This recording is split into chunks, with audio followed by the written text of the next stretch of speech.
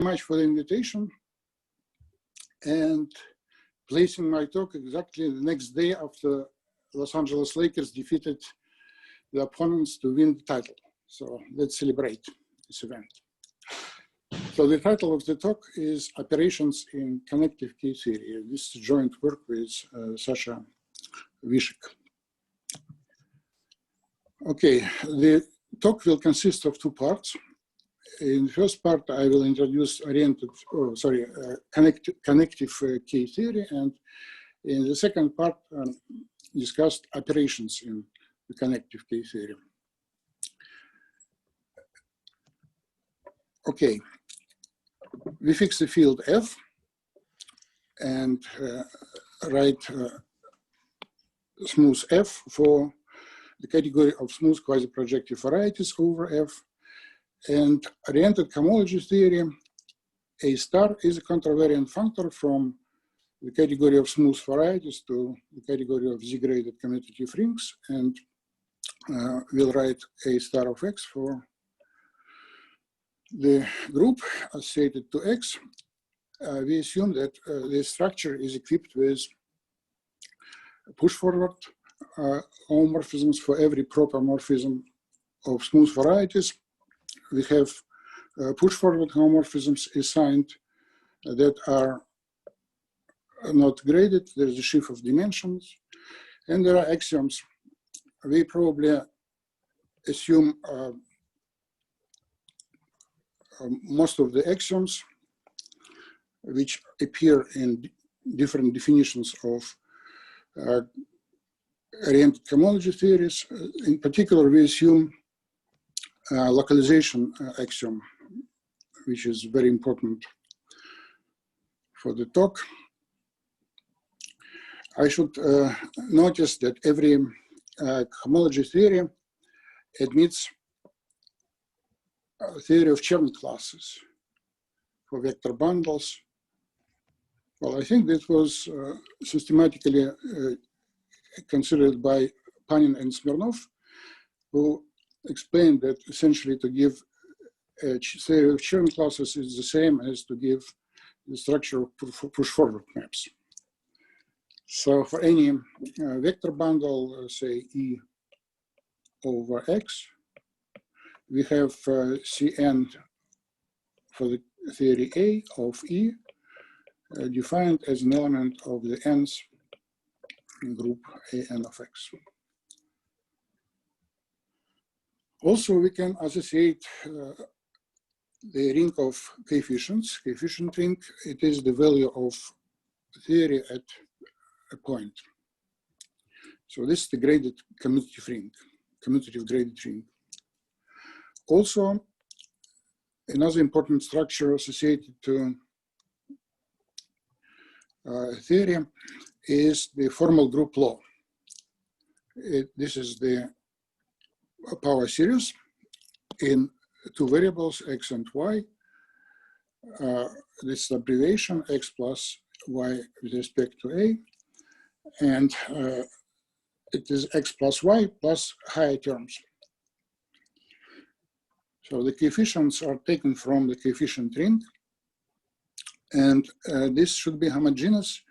We assume that variables have degree 1, and therefore the coefficients must have degree 1 minus I minus J.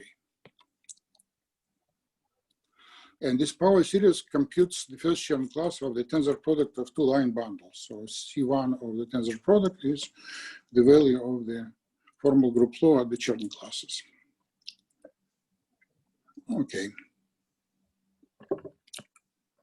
Examples of cohomology theories. So the simplest example is the Chow theory, which takes every variety X to the Chow ring of X, smooth X, of course. The ring of classes of algebraic cycles graded by codimension. The coefficient ring is just Z in degree 0. The other components are trivial, and formal group law is the additive, simplest additive group law. Another important theory is K theory, So for any variety X, we write K0 of X for, well, the Grothendieck group, Grothendieck ring of the category of vector bundles, or equivalently locally free sheaves. So, or equivalent coherent sheaves, coherent X modules.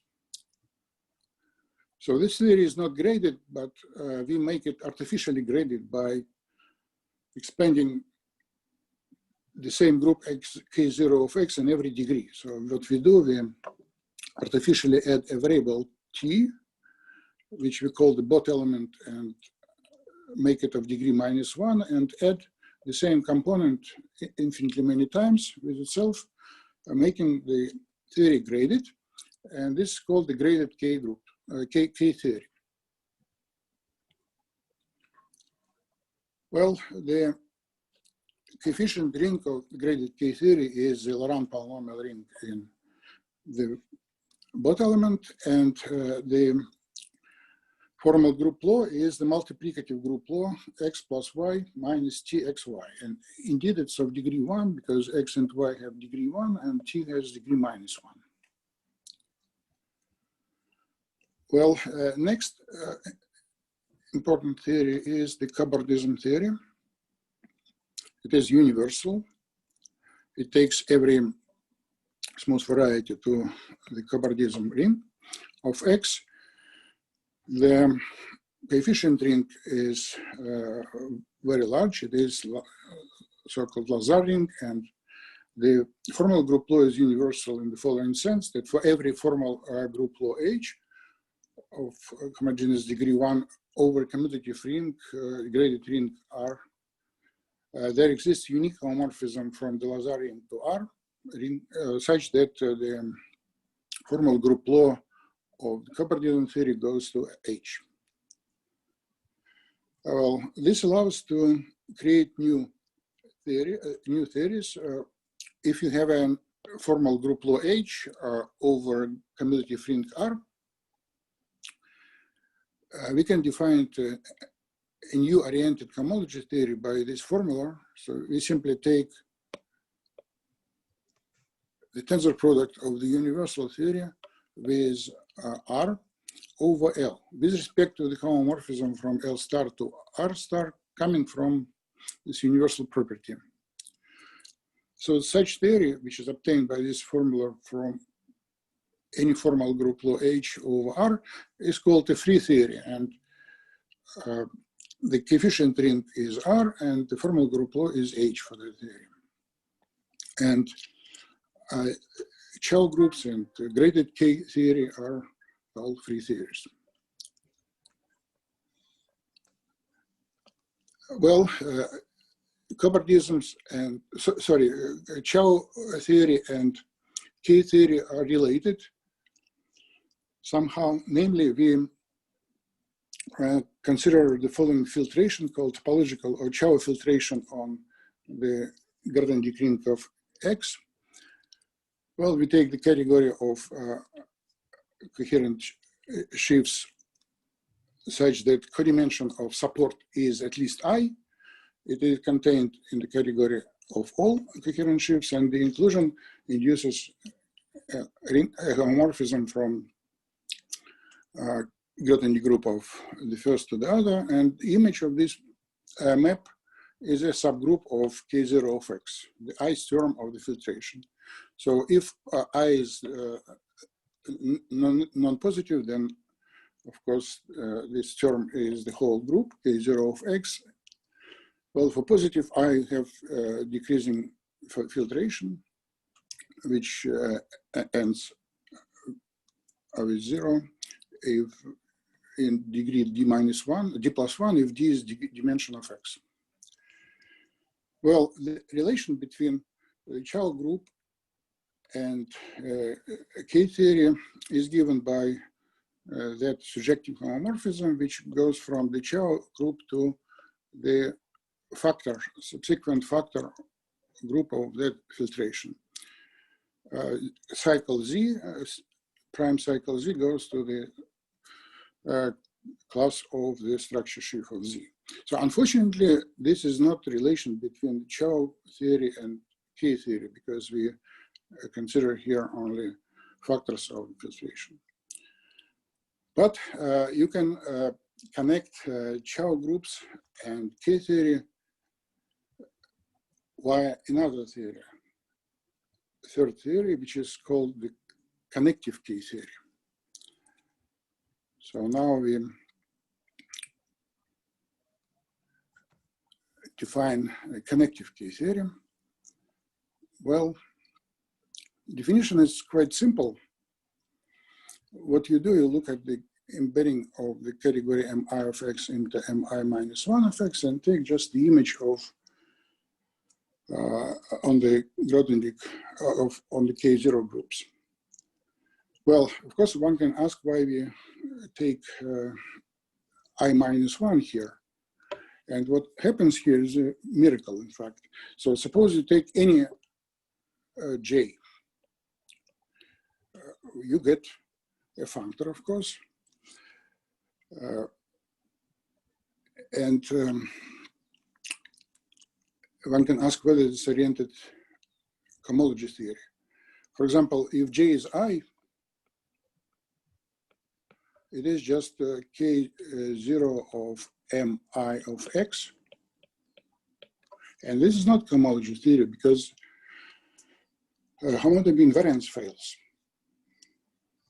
Well, if j is less than I minus 1, we get something. For example, when j is 0, we get exactly the term K0 of xi we have defined. And this is also not a theory because localization property fails. So for all j less than I minus 1, localization fails. And only for j equal to I minus 1, this is an oriented cohomology theory. And it is, well, obviously coincides with K0 of x if I is non-positive. Well, it is trivial for larger I. And this connective K theory has relations to both K theory and Chow theory. So to get connection to K theory, you simply extend the homomorphism from K0 mi of x to just K0 of x.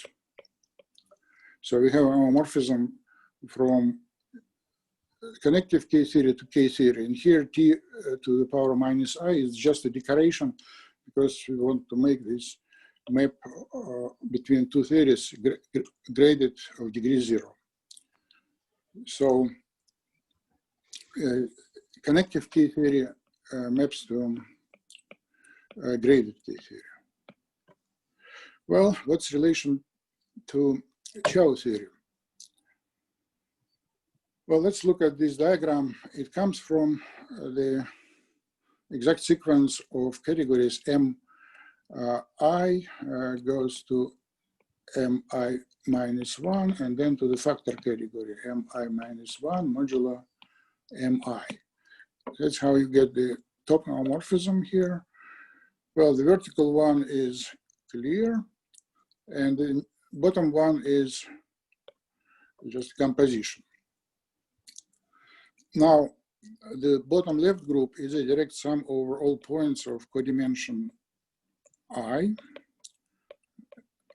of K1 of residue field of that point. So residue field of X star, that one is direct sum over all points of, oh, here codimension I minus 1, sorry.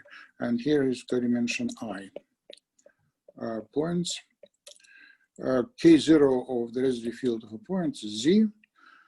So this is divisor, well, cycle group of cycles of codimension I. This is their, well, divisor map. And of course, the factor group, by definition, is the Chow group of cycles of codimension I. Now, if you take write alpha for the map in the definition of a connective K group, then the image of alpha is the co-kernel of that residue map. So by the diagram, from the diagram, you see you have the induced map. The image of alpha is exactly the connective K-theory. So connective K-theory maps to the Chow theory, and in fact, surjectively. So we have another theory which maps to both Chow theory and graded K-theory. Connective K-groups also form a free-oriented cohomology theory, and it turns out to be the smallest oriented cohomology theory that lives above both Chow theory and graded K-theory. So this map is surjective, and the other map has image, well, certain term of the topological filtration. Now, what is K-groups? We want to determine the coefficient ring of connective K-theory. If you take a point spectrum of a field, then of course K0 of Mi is very simple. It's Z for I non-positive and 0 for I positive, because Mi of F is 0 category in this case. So the coefficient ring is just Z of T, not Laurent polynomial ring as for the connective K-theory, but just polynomial ring in the Botel element. And the formal group law is the same as for the multiplicative group.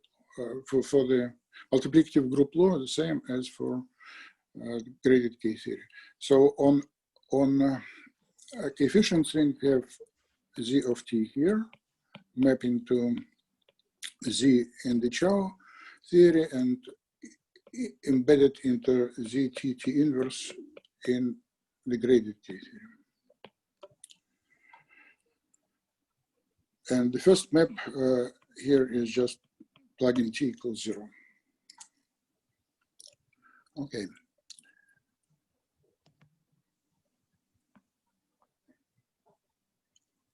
It turns out that the surjection from connective K-theory to Chow theory can be extended to the left. It's multiplication by the bot element, the left map. So this sequence is exact.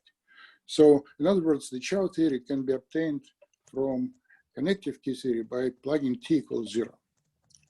And it turns out that the graded K-theory can be obtained from connective K-theory by inverting T. So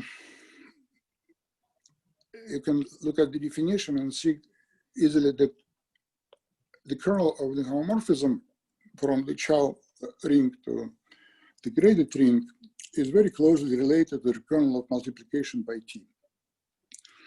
And this kernel may not be 0 as well as the kernel of the former map. So,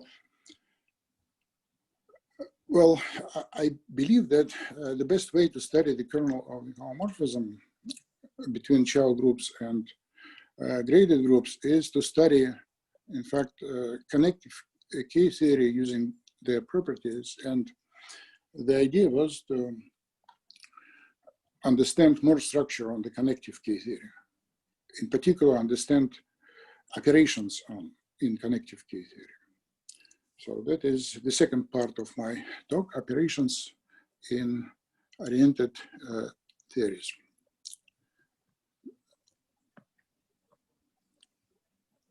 Okay, operations. Well, let A and B be two oriented cohomology theories, and you fix two numbers, N and M.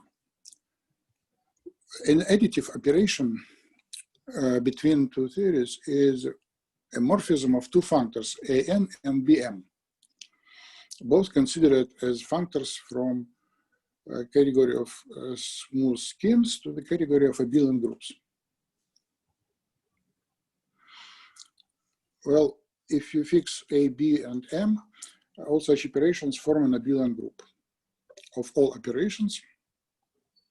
And well, we simply write operations of A if A is equal to B. Well, the simplest examples we already have seen. The two maps from connective K-theory to Chow theory and graded K-theory are the operations. And multiplication by T, by the both element, is also an operation. Well, we will see more, of course, later. So how to study the operations? Here comes a very important, very nice theorem of A.Vishik, who essentially proved that every operation, additive operation, is uniquely determined by its action on the product of projective spaces. So it works as follows. We have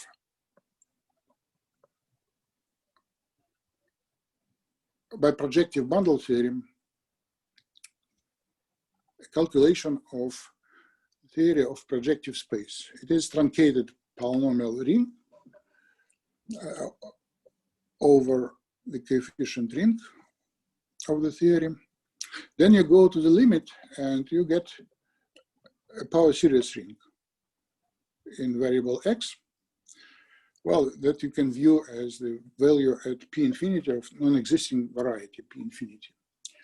By the way, x here corresponds to the first Chern class of the canonical line bundle on the projective space. Well, you can replace projective space p infinity by the product of s copies of p infinity with itself, and the corresponding ring is the is the power series ring in s variables, and the variables correspond to the Chern classes C1 of well, corresponding line bundles. We take the pullback of the canonical line bundle at p infinity with respect to a certain projection. Well, now let us take an operation between AN and BN. And we apply this operation to products of projective spaces. So AN of the product of projective spaces goes to BM of the product of projective spaces. Well, the target group is the following.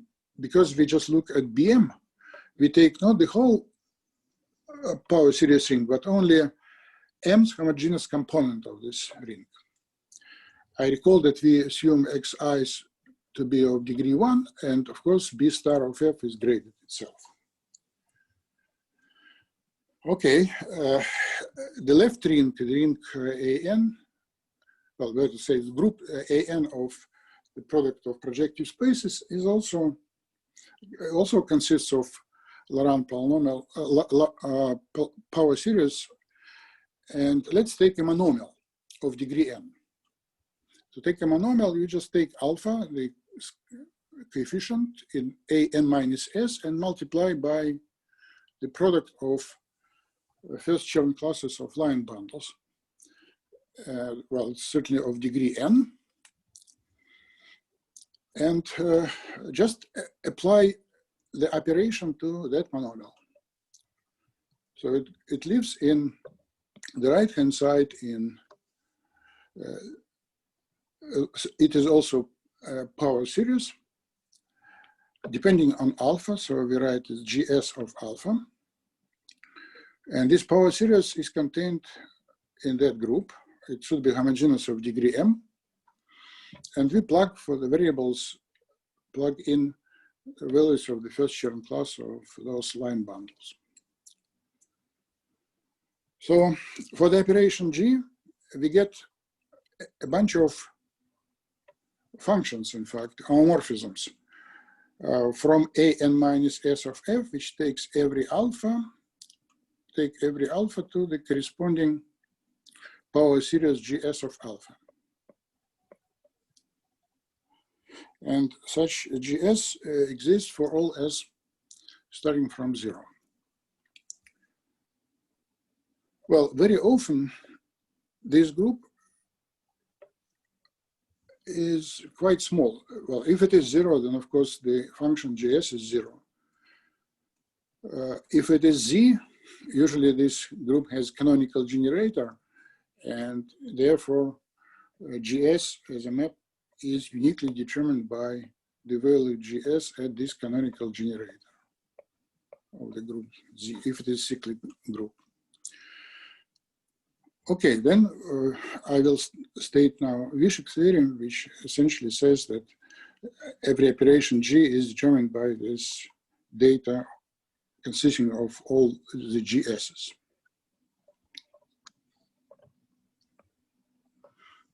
This is A.Vishik's theorem.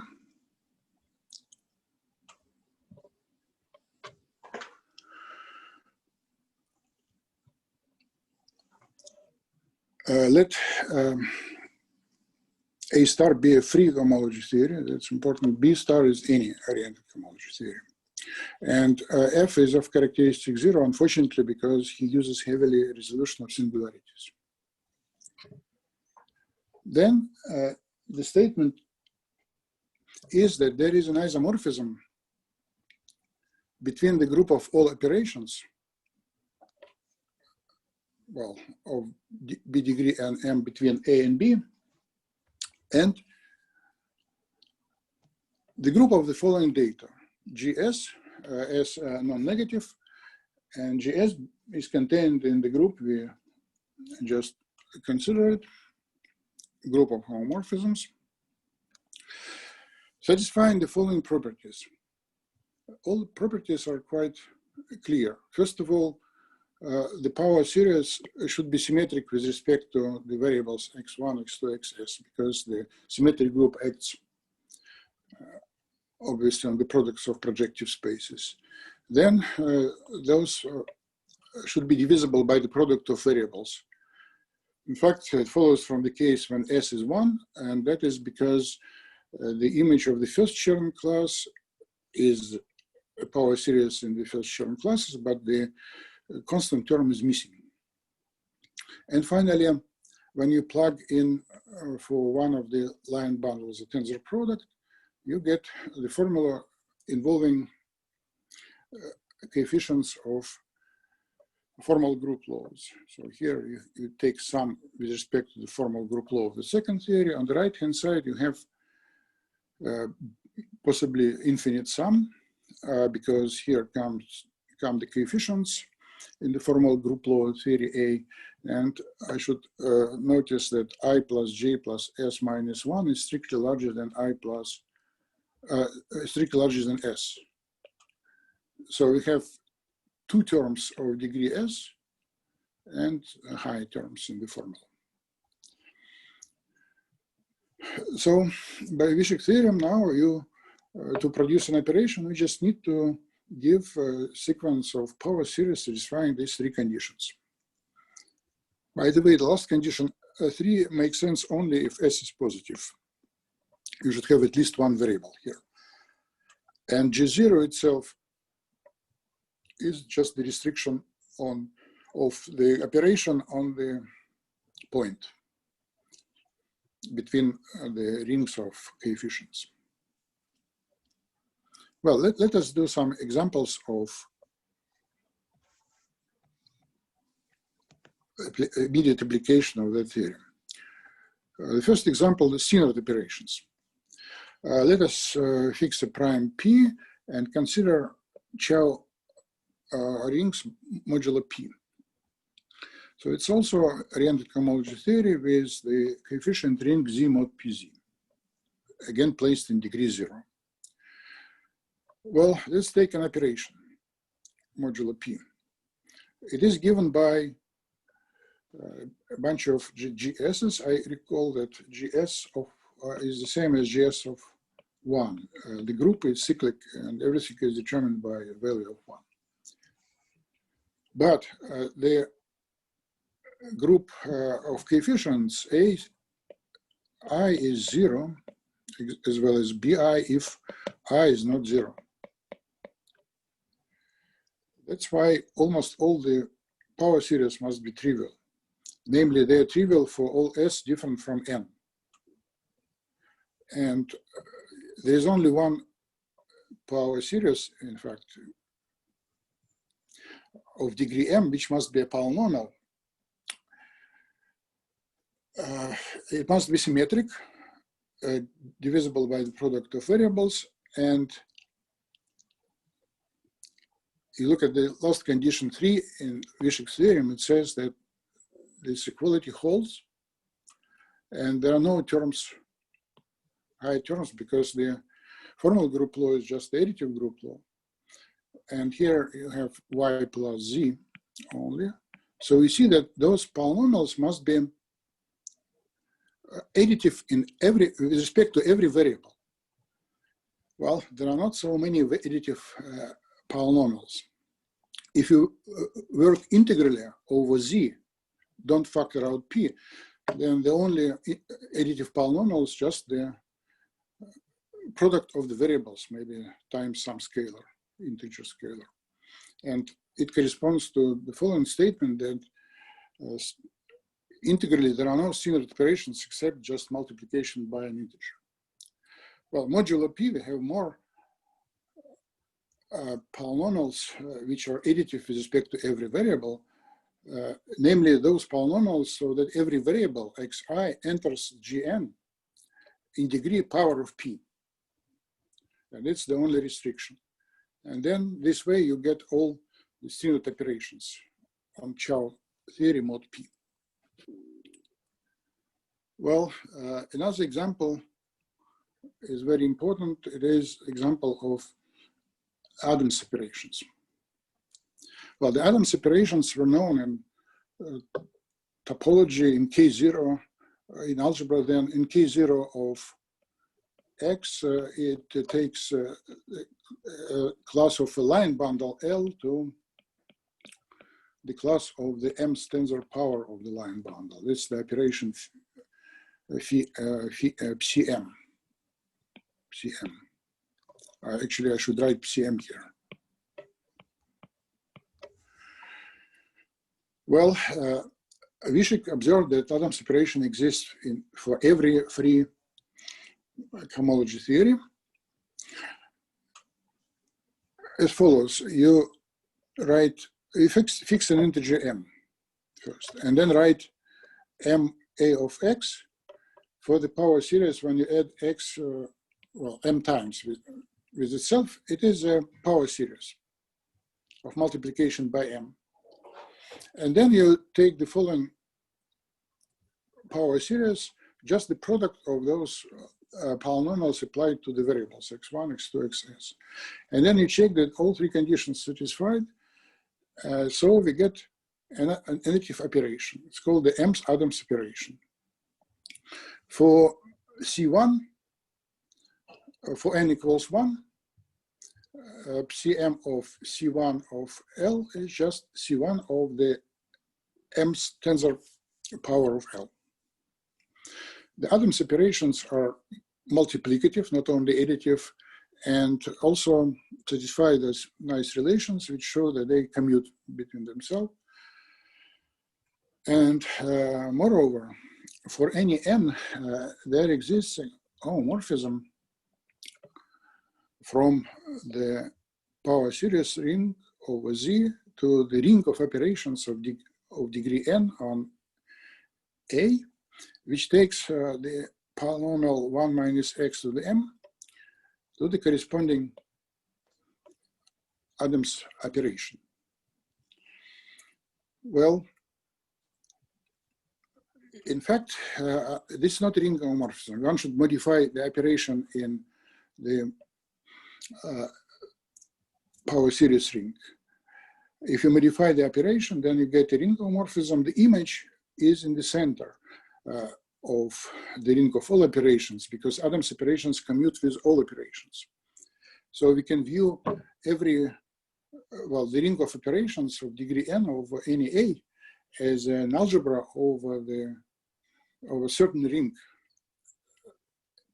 of Adams operations.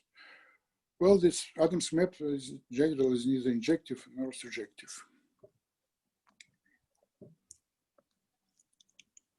Well, let us look at what happens in the case of graded K-theorem. That was a classical result known before A.Vishik theorem, but A.Vishik theorem sheds nice, well, light on this computation, and it's easy to understand it with A.Vishik's theorem. So let's do degree 0 operation on the graded K groups. Why degree 0? It could be any by degree nm operation. All the degrees are isomorphic canonically with respect to multiplication by the power of both elements. So it doesn't matter which group you take. Let's take K0 to K0. I recall that the ring of operations, ring of coefficients is the Laurent polynomial ring. So the minus S term is generated by T to the S. Again, cyclic group is canonical generator. Therefore, GS is determined by the value at T to the S. And this is the power series of degree 0. I recall one more time that GI's have, XI's have degree 1 and T has degree -1. And it must be symmetric, divisible by the product of variables. And condition 3 reads quite simply, because the formal group law is x plus y minus txy. So we have only one extra term on the right-hand side. In general, just infinite sum. Well, GS is a power series in S variables, and GS plus 1, of course, in S plus 1 variables. Now, we can get rid of the both element T. We plug in T equals 1. If you have a polynomial, power series in the x's over the Laurent polynomial ring, when you plug T equals 1, then you get just power series in S variables, which may not be homogeneous. Conversely, if you have any power series in S variables, not necessarily homogeneous, you can make it homogeneous in a unique way by multiplying every monomial by an appropriate power of T. So there is a one-to-one correspondence between homogeneous power series depending on T and just power series without any T inside. So we plug in T equals 1 everywhere and simply write GS for that value, GS of TS, when you plug in T equals 1. And then condition 3 in A.Vishik theorem simplifies. It looks like this. There is no T anymore here. And you see that GS plus 1 is uniquely determined by GS. You write the following formula. GS plus 1 is negative of delta of GS. What is delta? We define delta of every polynomial power series, H, of S variables as a power series of S plus 1 variables. We forget x1 and replace it by y and z. And on the right-hand side, we have here just y plus z with respect to the formal multiplicative formal group law without any t now, minus h of y minus h of z. So it looks like, well, like a derivative, and we call delta h the partial derivative. We may take the partial derivative with respect to the first variable. So every GS plus 1 can be determined by GS as a negative of the partial derivative. And you iterate this formula, you write GS is certain partial derivative, well, just iterated partial derivative with some sign of G1. And G1 is a power series in one variable. G1 is symmetric, clearly it's one variable. And when you take the partial derivative, it is also symmetric. And then one can observe when you take higher partial derivatives, although you use only the first variable, it's always symmetric. So symmetricity holds. G1 is divisible by X, so GS is divisible by the product of variables, and condition 3 holds just by construction. Therefore, every operation is just determined by G1, and we should not forget G0. as well. G0 is just a scalar. It's a number. It's an element of Z.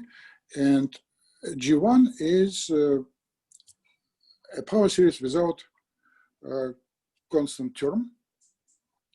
So it turns out that the Adams map at 0 takes G0 minus G1 to G. And G determines, of course, G0 and G1. So in this case, the Adams map is an isomorphism. So this says that every operation in graded K-theory is essentially a linear combination of Adams operations. Well, topologically, this group of operations in the exotic topology generated by the Adams operation. Okay, this was a warm-up. Now we would want to do similar things for connective K-theory. So operations in connective K-theory. Well, there is almost no difference, at the beginning at least. You have the Adams map. We see that CK with negative numbers are the same as K-theory. So for K-theory, everything is generated by Adams operations. So this is an isomorphism if n is negative, or n is at most 0, sorry. When n is 1, K0 of x is canonically Z times 1 plus the first term of the topological filtration, which appears to be the same as SK1 of x. So the operation on K-theory consists of two parts roughly, operations in Z, operations in CK1. Well, in Z, just multiplication by an integer. So when you restrict the Adams map, which originally is defined on the whole power series ring to those power series which have no constant term, we get an isomorphism. So essentially, operations again all given by the Adams operation. The zero Adams operation becomes 0, and the other form the group X, Z of X. Okay, but what happens when n is at least 2 is different from K-theory. Well, at the beginning, we don't see the difference. You take an operation for n is at least 2. It should be determined by a bunch of power series as before. The same formal group law, so the same formula, the GS plus 1 is determined by the GS via the same derivative. But the difference is that the coefficient ring is Z of T, not Z of T inverse. So in particular, the positive parts of that ring are trivial. And I recall that for alpha, you take T to the S and, T to the negative S. And that makes sense only if negative S is non-negative. Otherwise, the group is trivial. That's why the first n-1 power series should be trivial. And everything starts from Gn. But why not? You start with Gn, you forget about the smaller numbers, and then you can still use the formula to create higher Gn, Gn plus 2, plus 1, plus 2, and so on. Where is the problem? The problem comes here, that even if Gn is symmetric, its derivative, even the first derivative, may not be symmetric. Well, if n is 1, when you start from G1, you always get symmetric derivatives. But if you start from G2, already the first derivative may not be symmetric. Well, the funny thing, if the first derivative is symmetric, then the higher derivatives are also symmetric, but the first may not be symmetric. Well, we can ask whether if, well, can we integrate Gn symmetric so that high derivatives are symmetric, so that Gn is the derivative of something integral. So if so, then we are done, but unfortunately you cannot integrate even symmetric functions with symmetric derivatives. But we can integrate them rationally. Well, maybe there is an explanation of that. Over the rationals, everything splits a direct sum.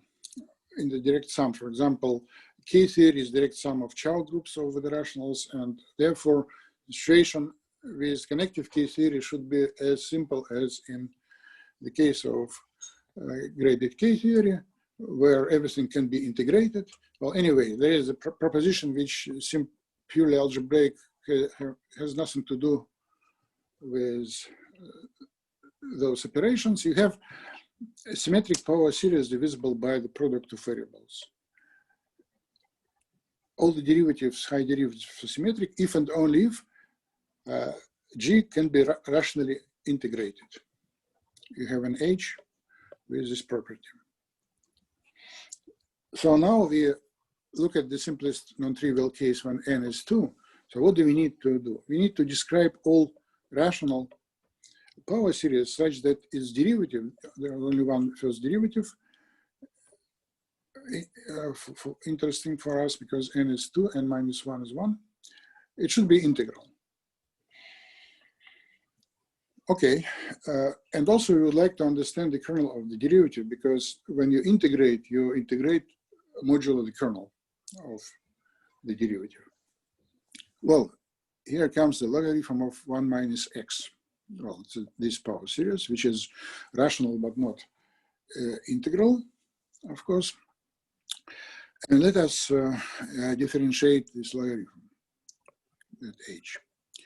It's h of y plus z minus yz minus h of y minus h of z. This logarithm of this gadget, but it's 1 minus y times 1 minus z.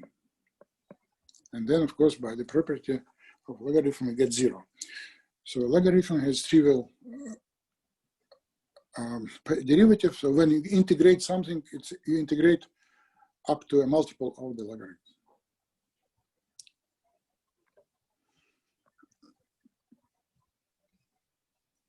Well, and here comes quite unexpectedly the ring of profinite integers. I think that's the key point of all this stuff. We work over Z, but nevertheless Z hat comes. Well, Z hat is as a ring, as a product of rings of p-adic integers. So it's not even a domain. Well, Z lives inside as a dense subset. Every element of that ring, every profinite integer, can be represented by a sequence of integers. Each is defined modulo n only, and such that congruence holds. Well, let's take such a element C, approximation by sequence of integers, and let us consider a modified logarithm. We just coefficients which are -1 in the logarithm replaced by these weighted coefficients from approximation of the profinite integer. Now, let us differentiate the h, take the derivative of h. Well, h is rational, so clearly the derivative is rational. But you can compute the derivative different way. You add to h multiple of the logarithm, c multiple of the logarithm. Logarithm is trivial derivative, so you can do that. And when you add c times logarithm, you change every coefficient in the power series. Ci over I comes from h, and minus c over I comes from logarithm. But now, ci minus c over I is an integer. It's profinite integer, because I and c are congruent modulo I. And derivative, therefore, is in z hat. So derivative of h in the same time as rational coefficients and profinite coefficients, integer coefficients. So it has integer coefficients. Well, here how you can construct rational power series that have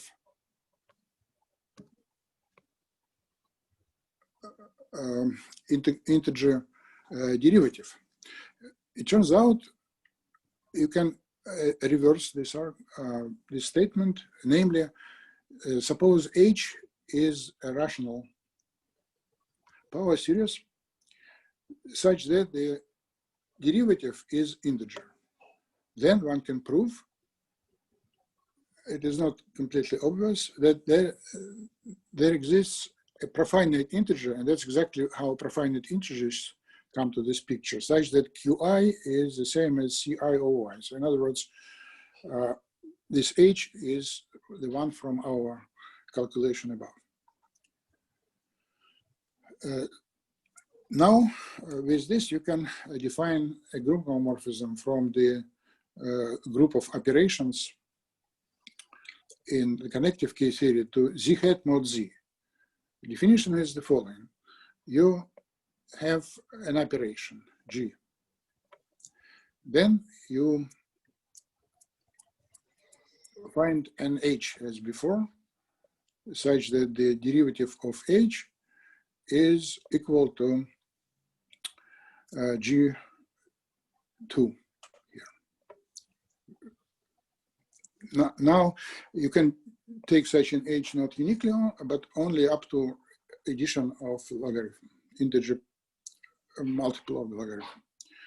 Then H is of the form the sum of Ci over I x to the I, where Ci form a profinite integer C in Z hat. And this C is determined uniquely up to adding an integer. So C is uniquely determined in Z hat modulo Z. That's how it comes this homomorphism.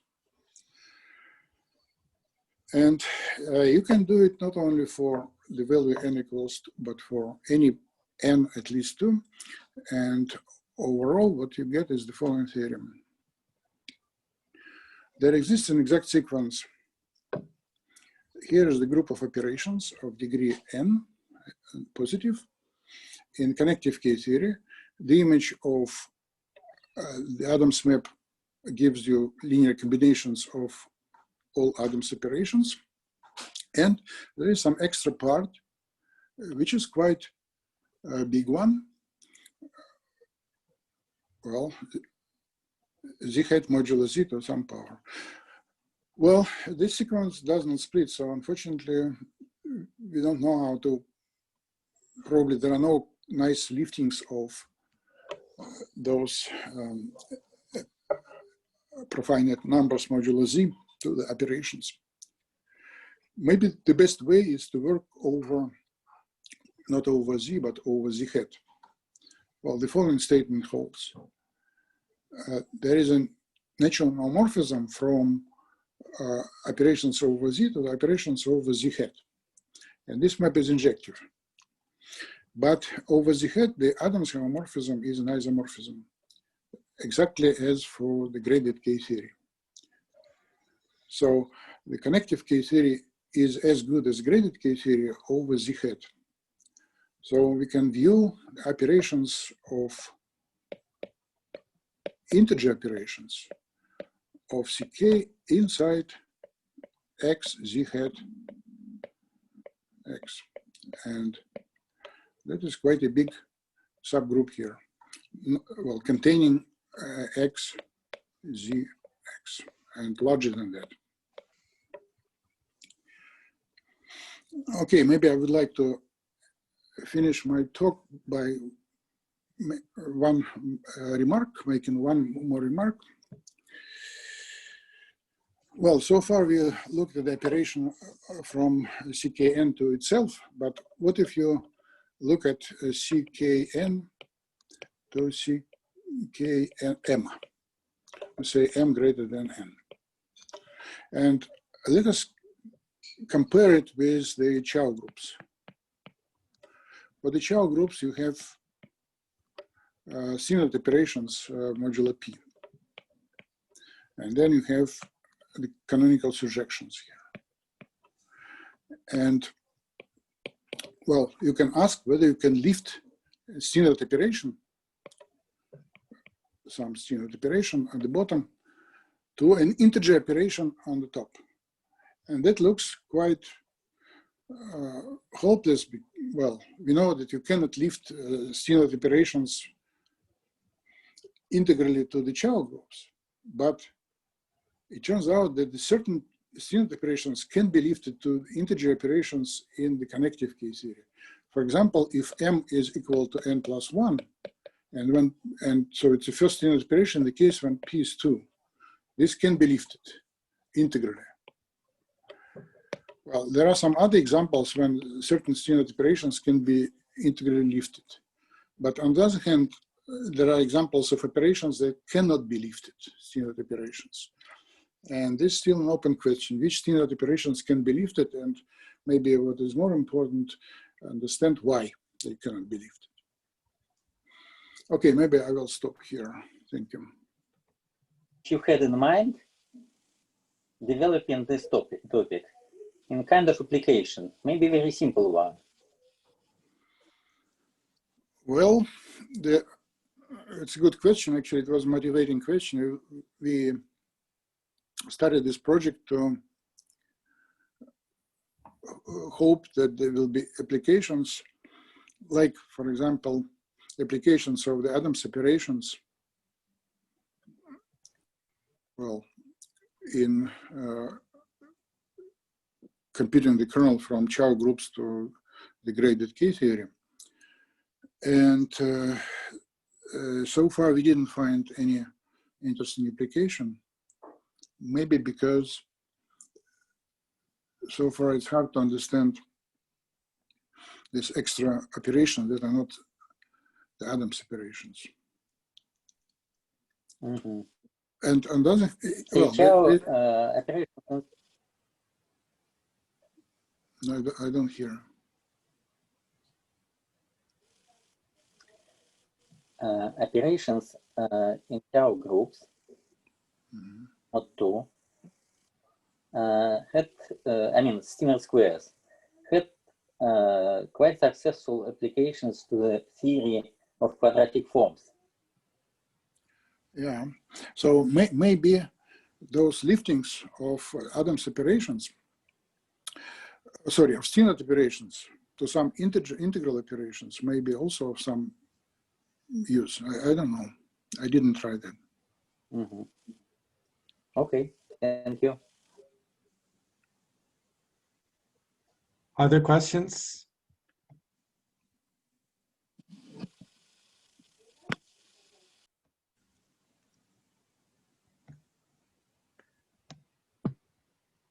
I guess you might ask, you sort of have the same like simple description of operations with maybe p-adic integer coefficients. I mean, you might argue that that's an actual case, probably similar to Z hat, right?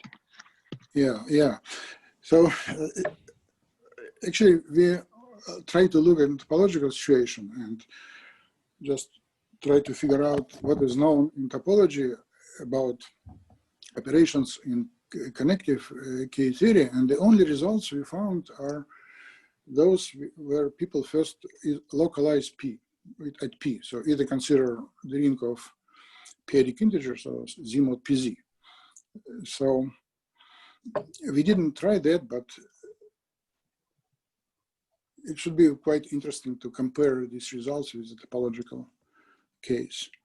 And another interesting thing is to understand whether this can be used to get some information on the operations integral operations in connective K-theory in topology. But over ZP, certainly there should be some interesting things. Like we know that K-theory is split into direct sum of P-1 Morava pieces. And in fact, it holds for any theory over the ring of periodic integers. Well, yeah, we didn't look at this case yet.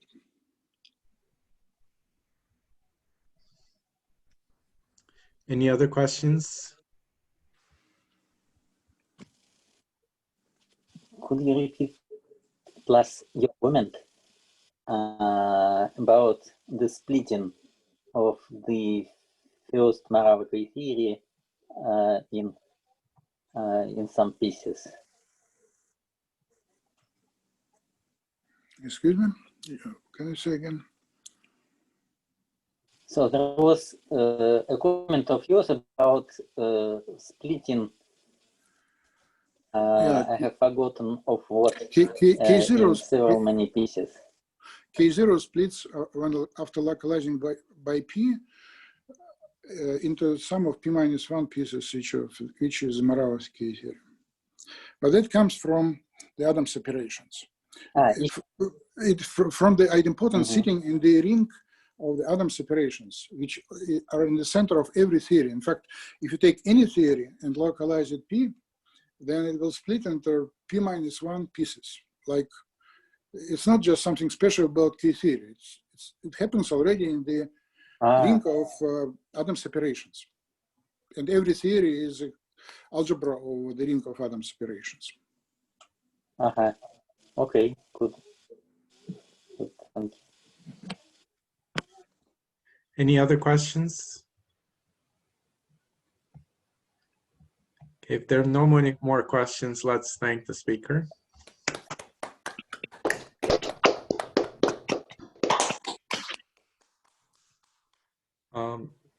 Thank you very much, Sasha, and we'll